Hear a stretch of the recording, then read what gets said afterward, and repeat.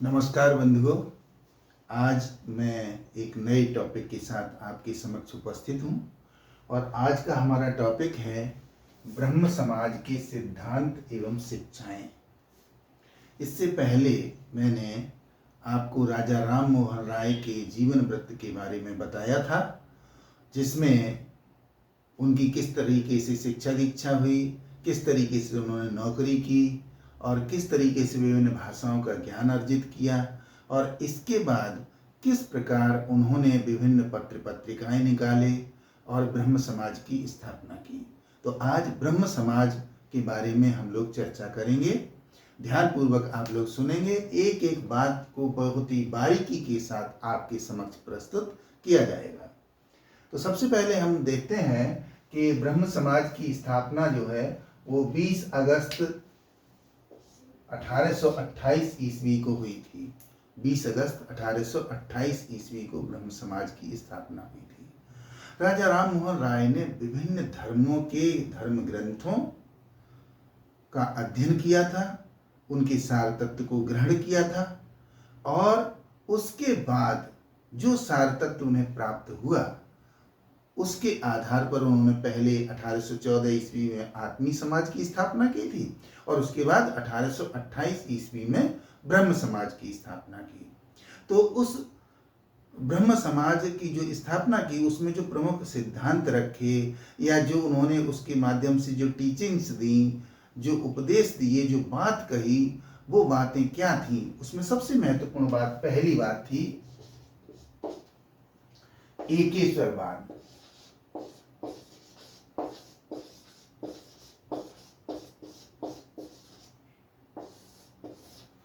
पहली जो बात थी वो क्या थी? एकेश्वरवाद की बात थी। राजा राममोहन राय जी का मानना था कि ईश्वर केवल एक है और वही सर्वशक्तिमान है। सारी सत्ता, इस समस्त संसार में जो कुछ भी घटित हो रहा है वो उसके अधीन हो रहा है। तो एकेश्वरवाद की ये विचारधारा उन्होंने स्वीकार की थी। ब्रह्म समाज ने इसी विचारधारा को आगे बढ़ाया था। दूसरी बात, कर्मकांड और अंधविश्वास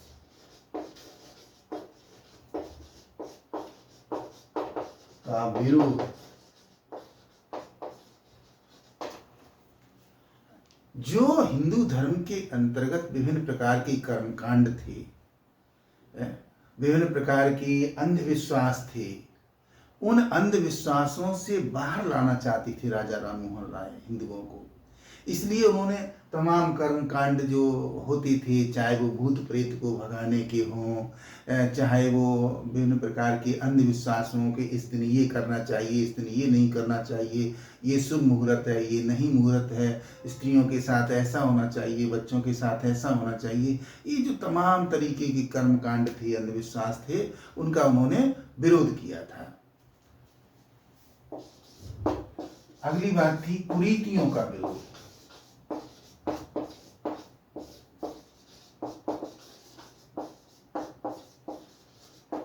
कुरीतियों का विरोध। हिंदू धर्म के अंदर बहुत सारी कुरीतियां थीं, जैसे बाल विवाह प्रथा, बहु विवाह प्रथा, पर्दा प्रथा, सती प्रथा और विभिन्न प्रकार की और तमाम प्रथाएं थीं जो कि हिंदू समाज को आगे नहीं बढ़ने दे रही थी। बच्चों को अधिकार नहीं मिलने दे रहे थे, स्त्रियों को अधिकार नहीं मिल रहा था। समाज का एक बहुत बड़ा वर्ग था जिसके साथ अस्पृश्यता अपनाई जाती थी, भेदभाव और छुआछूत अपनाई जाती थी। ऐसी तमाम कुरीतियों का इन्होंने विरोध किया कि ये चीज़ें नहीं होनी चाहिए, ये चीज़ें बहुत गलत हैं। अगली बात थी मूर्ति पूजा का विरोध।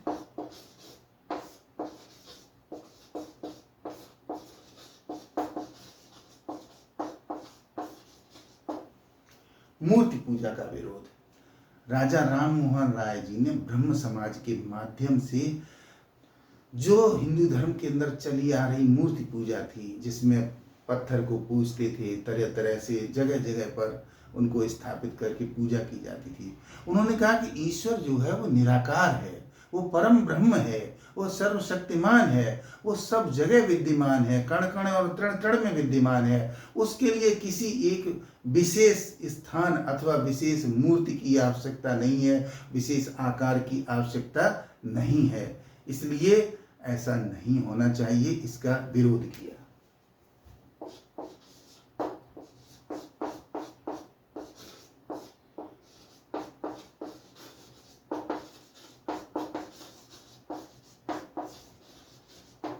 जाति पाति का विरोध।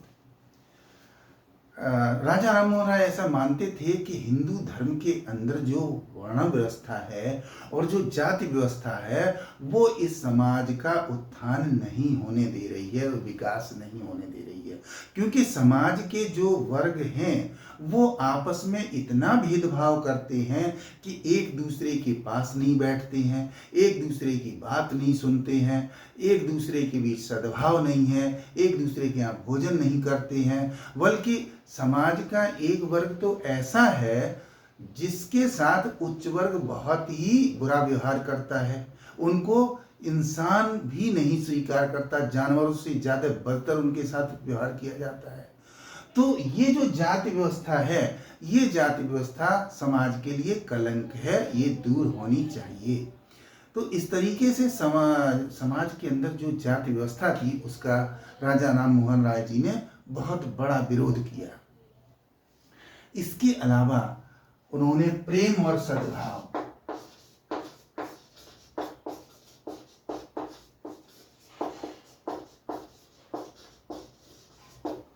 प्रेम और सद्भाव की बात कही कि सभी लोगों को मिलकर रहना चाहिए, प्रेम से रहना चाहिए। जो हमारे मन के अंदर, जो हमारे दिमाग के अंदर दकियानूसी विचारधारा है उसको त्याग देना चाहिए और समाज को मिलकर विकास करना चाहिए, शांति से रहना चाहिए।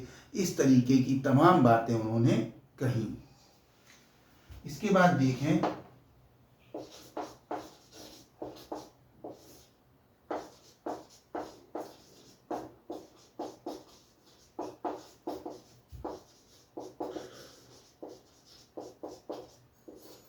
उन्होंने जहाँ हिंदू, खास तौर से हिंदू समाज के अंदर जो तमाम बुराइयां थीं, जो तमाम कुरीतियां थीं, जो विसंगतियां थीं, उनको दूर करके उन्होंने कहा कि उनके स्थान पर नई परंपराएं शुरू करनी चाहिए। जैसे विधवा पुनर्विवाह करवाना चाहिए, जैसे स्त्री शिक्षा के लिए प्रयास करना चाहिए, इस तरीके से महिला अधिकारों की बात कही उन्होंने, और बच्चों के साथ जो है अच्छा व्यवहार करने की बात कही उन्होंने। तो उन्होंने कहा ऐसी नई परंपराएं शुरू होनी चाहिए जिसमें बाल विवाह पर रोक लगे, जिसमें पर्दा प्रथा पर रोक लगे, विधवाओं का दोबारा पुनर्विवाह करवाया जाए। तो ऐसी तमाम परंपराओं को उन्होंने शुरू करने की बात कही थी, जिसको ब्रह्म समाज ने आगे बढ़ाया था। अब ये तो बेखास बातें हो गई जो कि ब्रह्म समाज ने खास तौर से अपनाई थी। इसके अलावा ब्रह्म समाज एक ऐसा संगठन था, ऐसी संस्था थी जिसने चतुर्दिक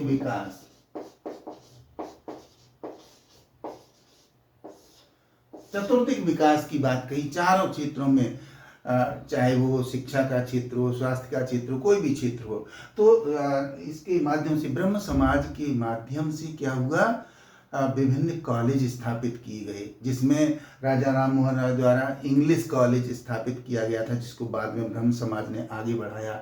वेदांत कॉलेज स्थापित किया गया था और हिंदू कॉलेज स्थापित किया गया था, जिसके माध्यम से ब्रह्म समाज ने शिक्षा को आगे बढ़ाया। तो ब्रह्म समाज केवल जो तत्कालीन समाज के अंदर बुराइयां विद्यमान थीं, केवल उनके ऊपर ही बात नहीं कर रहा था, बल्कि समाज के विकास के लिए नए नए कदम भी उठा रहा था। और इसमें खास तौर से शिक्षा के क्षेत्र में बहुत ही महत्वपूर्ण कार्य किए गए, जिसमें आपको मैंने बताया वेदांत कॉलेज की स्थापना, इंग्लिश कॉलेज की स्थापना और हिंदू कॉलेज की स्थापना महत्वपूर्ण कदम थे। इसके बाद अगर दूसरी चीज अगर देखें हम, तो वो थी कि जो राजा राममोहन राय के हिंदू समाज में सुधार करने के लिए जो विचारधारा थी, जो उनका चिंतन था, उस चिंतन को लोगों तक पहुंचाना बहुत जरूरी था। और इसलिए उन्होंने क्या काम किया, उन्होंने तमाम समाचार पत्र और पत्रिकाएं निकाले, जिसमें संवाद कौमुदी, मिरातुल अखबार प्रमुख रूप से थे, और प्रिंसेस ऑफ जीसस जैसी उन्होंने पुस्तक भी लिखी थी। इनके माध्यम से उन्होंने अपने विचारों को आगे बढ़ाया था।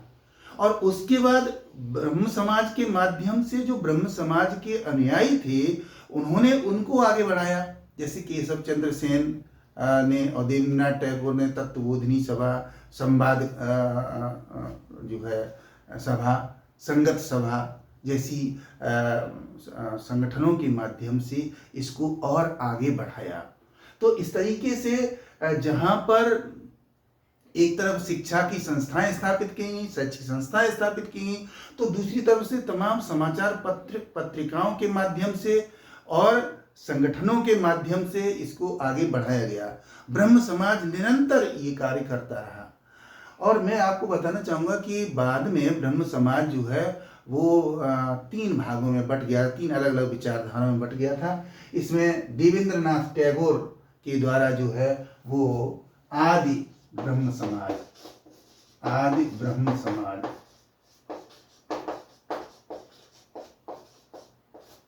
देवेंद्रनाथ टैगोर के द्वारा आदि ब्रह्म समाज चलाया गया था।